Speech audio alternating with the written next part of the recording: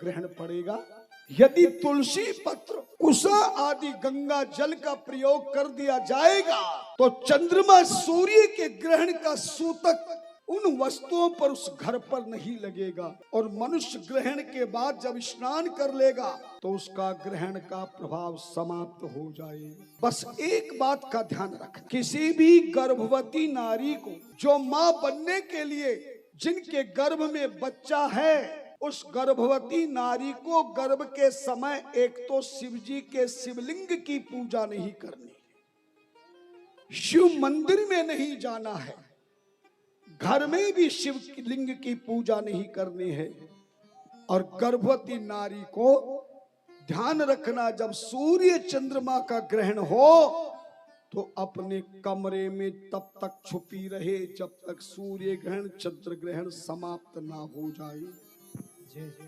ग्रहण के समय यदि गर्भवती नारी पर ग्रहण का प्रभाव हो गया तो उसकी संतान जन्म से विकलांग होगी, अंधी होगी, बहरी होगी, शरीर उसका काम नहीं करेगा।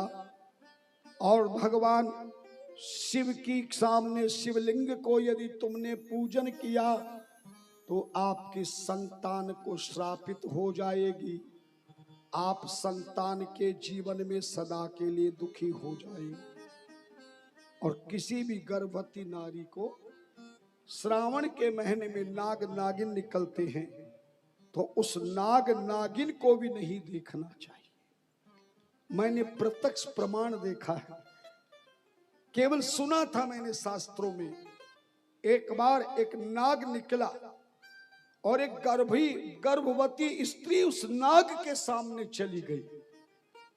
मैंने अपनी आंखों से देखा, वो नाग जो फण फैलाए था वो फण नीचे जमीन पर गिर गया और वो फड़फड़ाने लगा। जब उस नाग पकड़ने वाले ने उस नाग को देखा तो कहा कि ये नाग अंधा हो गया है। गर्भ का इतना बड़ा प्रभाव पड़ता है, आगे चलकर और बताऊंगा। सूत जी महाराज कहते, ऋषियों इस प्रकार से अमृत की रक्षा चंद्रमा ने की। शिव ने चंद्रमा को वरदान दिया, तुम सदैव मेरे ललाट पर विराजमान होकर इस अमृत कलश की रक्षा करोगी और रोजाना मैं इस अमृत कलश से सूर्य भगवान को अर्घ दूंगा, जल दूंगा। ध्यान देना, बताऊंगा मैं आगे। जिस चंद्रमा को शिव जी ने ललाट पे रखा, कहा तेरा प्रतिबिंब आकाश में दिखाई देगा।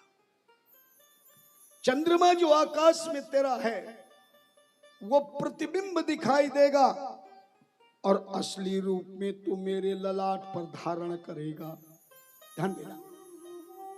और जो अमृत का कलश तुझे मैंने प्रदान किया है, जब भी सूर्य मेरे सामने आएगा